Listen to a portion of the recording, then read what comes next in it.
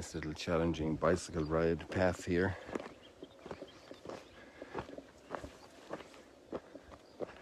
Lots of thorny thistles along this way.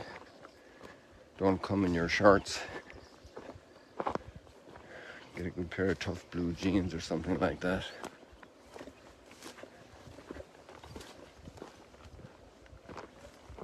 Nice sharp thistles, you know.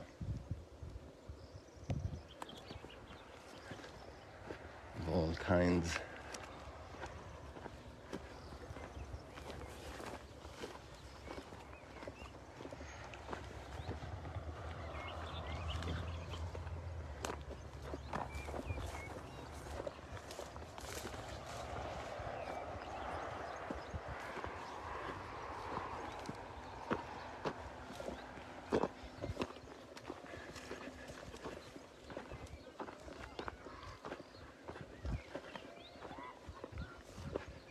Blessed the pathways that bring good tidings over the hills to others.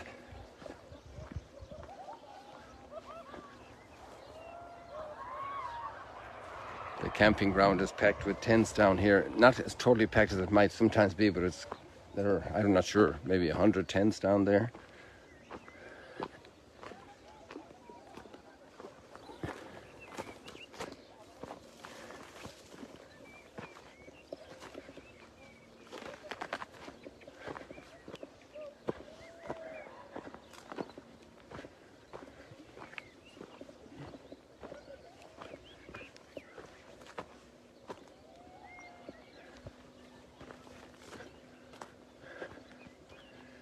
Little by little, the cows are wearing down all the vegetation here. It's amazing how it flourished in the last few months, and now it's all going brown. This week we were, I would say, well, always over 30s during the daytime, 30 Celsius, centigrade. And sometimes, actually, I didn't realize, but one of the days it was 42 degrees and apparently 45 degrees in some places here at Mount Arbel.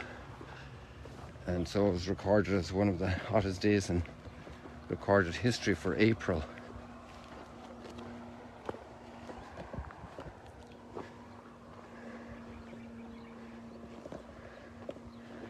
Here we got cows and calves.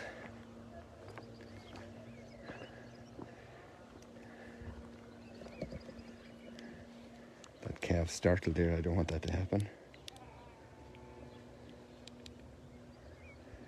And I'd love to catch them for my friends in California on the other phone. But it's difficult because the road is there and they don't want to show tarred roads because they weren't around at the time of Jesus. I think they're not going to move very far, so I'm going to abort that project and do it later on when I finish the live stream. That'll be better. My dad used to say you can't whistle and chew at the same time. So it's better to focus on one thing. The temptation always to do more things at the same time is always a little bit of a challenge for some of us.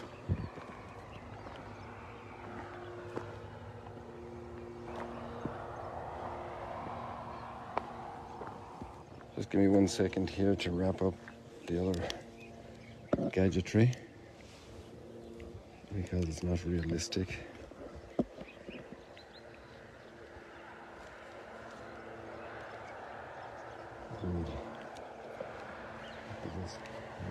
Like this.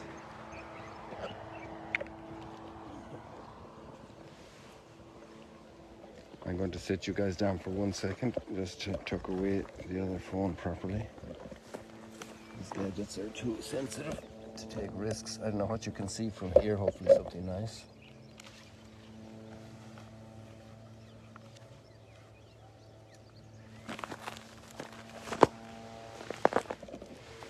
There we go.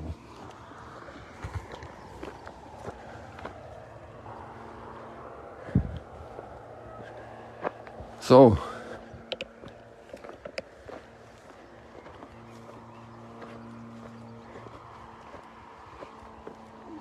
just the thought came this morning to compare the two readings from the point of view of two communities. So one has reached an extraordinary level of mutual knowledge and narrative, mutual recognition, at the Last Supper. It's like the peak before the new level happens after the resurrection. So it's an extraordinary time of confidential sharing of Jesus, of his heart, of the great things of his heart. And I think the cobweb triumphed over this bee here. It's locked into the... Oh, the bee made it into the thistle. Interesting. So no longer stuck in the cobweb. And the spider can't blame me. Well, maybe. But I didn't intervene physically, except I was seen, and the bee ran across the cobweb into the thistle.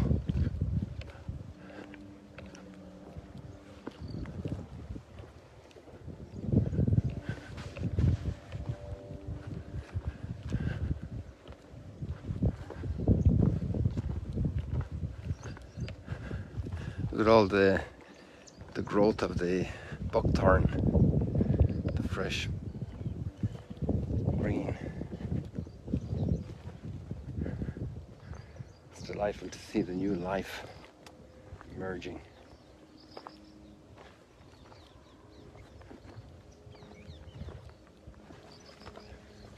In these beautiful blue flowers. Oh, there was I think like a partridge flew out there. They stay very close to you until you're almost on top of them, and then they jump out. And then we have the other community up in Pisidia. So you have the spearheading of Paul and Barnabas.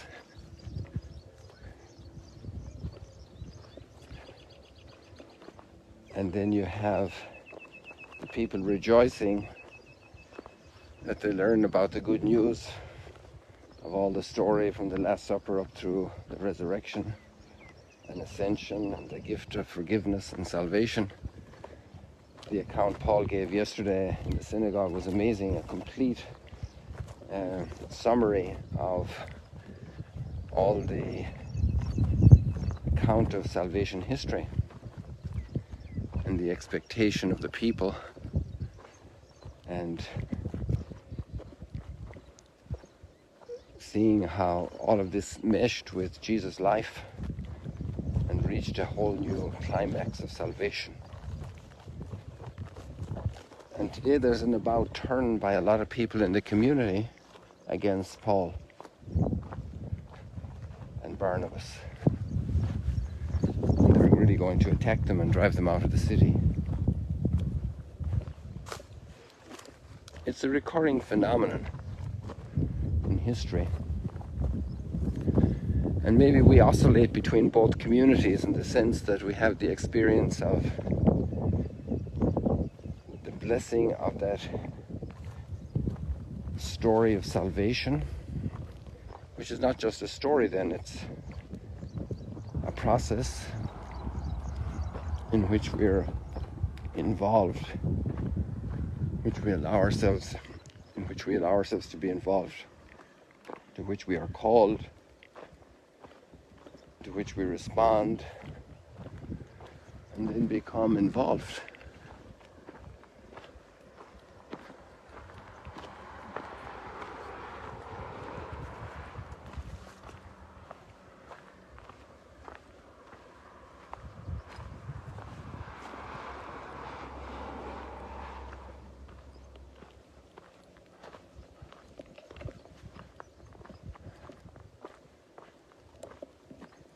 And an extraordinary and beautiful access to the heart of love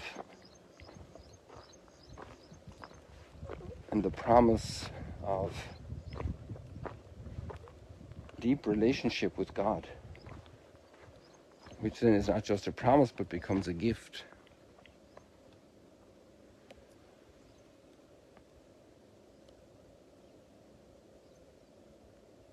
And we take from the nectar of that gift, and it's processed in us to an amazing honey that makes life sweet.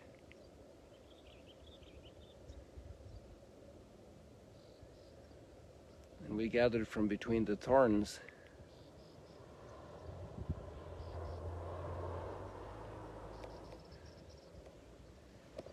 of life, the conflicts, and there Paul and Barnabas also in the rejection are growing.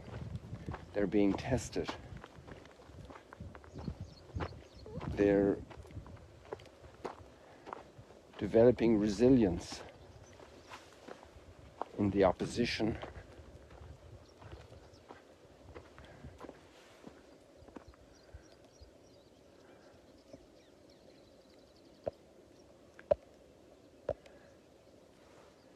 Sometimes they have to run for their life.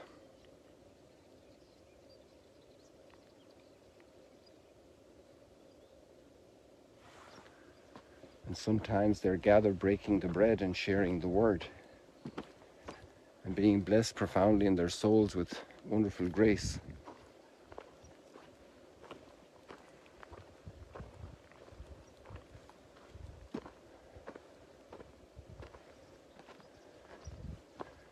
All the ends of the earth have seen the saving power of God. But that's a process that never ends. Our psalm today has us ponder that content.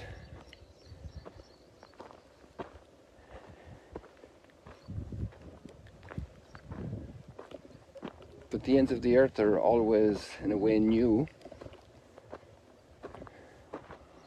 I was impressed the other day when I saw that little video of 33 high school kids in a California school who had entered the church during the Easter Vigil, where they were baptized and confirmed and received the Eucharist. And they're brimming with joy, and they're in the splendor, blossoming of their mid-teenage, late teenage years, the upper classes of high school. And the comment included a note explaining that a number of these kids had not even heard the name of Jesus or of Christ before they had entered that school to do their high school. Their parents, the families had come from overseas for business or work. Some of them were Asian, some were South American, some were European, African, from all over the world. Then I read another headline yesterday, but I didn't read the article. I think it was on the Aleteia news agency and their media. And it said that in the last 20 years, 80,000 French adults were similarly received into the church on the Easter vigils across France over the last 20 years. Okay, that's in a way a smaller number. Proportionately, it's a big number, 80,000 people for all of France. And obviously a lot of people are disaffected with the church. But still, it's a great, it's an extraordinary thing, really, in such a secular country that is going in many ways very far away from gospel inspiration in some aspects. And nevertheless, you have that phenomenon. The ends of the earth can be in France and they can be in California.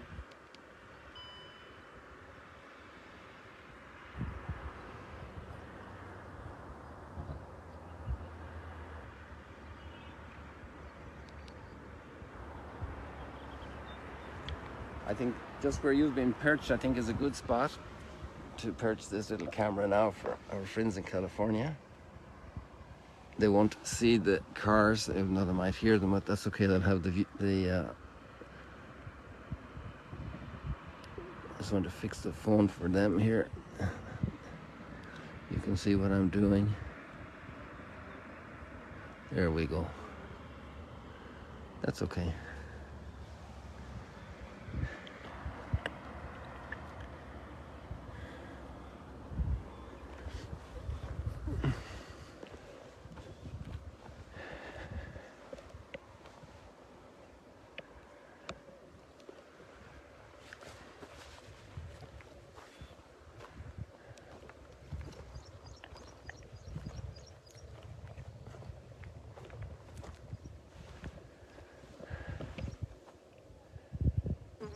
So a lot to ponder.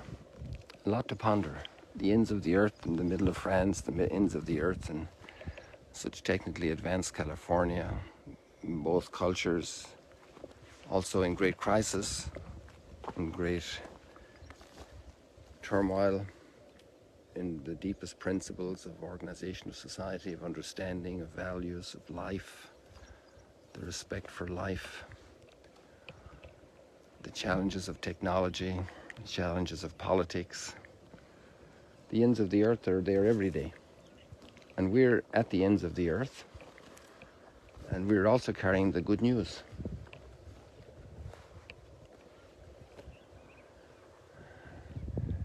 Lines of power into the hearts of people. Energizing, motivating, encouraging, lifting up, drying tears, pointing out the sunrise.